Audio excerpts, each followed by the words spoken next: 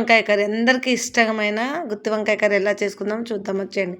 దానికోసం ప్యాన్ పెట్టుకొని ప్యాన్ వేడయ్యాక కొన్ని పల్లీలు, కొన్ని ధనియాలు, అలాగే కొన్ని నువ్వులు, కొంచెం మెంతులు, అలాగే ఒక స్పూన్ జీలకర్ర వేసి కొంచెం ఎండు కొబ్బరి సన్నగా కట్ చేసుకొని వేసుకోండి. ఇలా దూరగా వేగాక పక్కకు తీసుకోండి.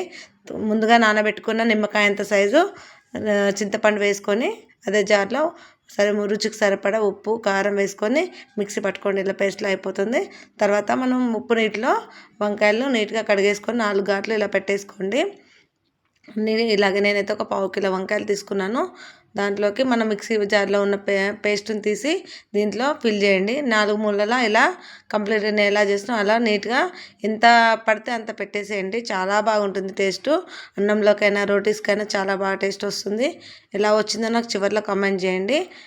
తర్వాత ప్యాన్ పెట్టుకొని ప్యాన్ హీట్ అయ్యాక 2 టేబుల్ స్పూన్స్ ఆయిల్ వేసుకొని ఆవాలు జీలకర్ర వేసుకొని చిటపటలాడేటప్పుడు 3 ఉల్లిపాయలు కట్ చేసుకొని సన్నగా దీంట్లో వేసేసుకోండి. కొంచెం సాల్ట్ వేసుకొని నేనైతే కొంచెం పుదీనా కరివేపాకు వేసుకొని కలిపేసుకోండి. తర్వాత అల్లం వెల్లిపాయ పేస్టు కొంచెం పసుపు వేసుకొని కలిపేసి మనం ప్రిపేర్ చేసుకున్న వంకాయను తీసి ఇలా ఈవెన్గా పెట్టేసి క్యాప్ పెట్టేసి 2 మినిట్స్ సిమ్లో పెట్టేసేయండి. తర్వాత కలిపేస్తే ఇలా అవుతుంది. మళ్ళీ ఒక క్యాప్ పెట్టేసి ఒక 3 మినిట్స్ అలాగే సిమ్లోనే పెట్టేసుకొని ఒకసారి మెల్లిగా కలిపేసుకోండి. కలిపేసి ఒక 2 మినిట్స్ వదిలేసేయండి. ఇలా నెమ్మదిగానే కలపండి, ఎక్కువ కలపొద్దు. తర్వాత దీనిపై నుంచి కొంచెం ఉప్పు కారం వేసేసుకొని ఇలా కలిపేసి అలాగే మళ్ళీ ఒకసారి క్యాప్ పెట్టేసి 1 మినిట్ చాలండి, ఎక్కువ అవసరం లేదు.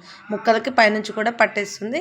ఇప్పుడు మనం మిక్సీ జార్లో మిగిలిపోయిన పేస్ట్ ఉంటుంది కానీ దాంట్లో కొంచెం వాటర్ యాడ్ చేసుకొని కలిపేసి దీంట్లో వేసేసుకోండి. వేరే వాటర్ అవసరం ఏమి ఉండదు.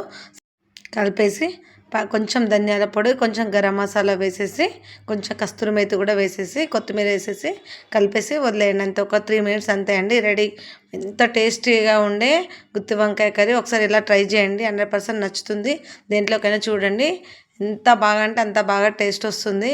గ్రేవీ కూడా థిక్నెస్ ఎలా వచ్చిందో కామెంట్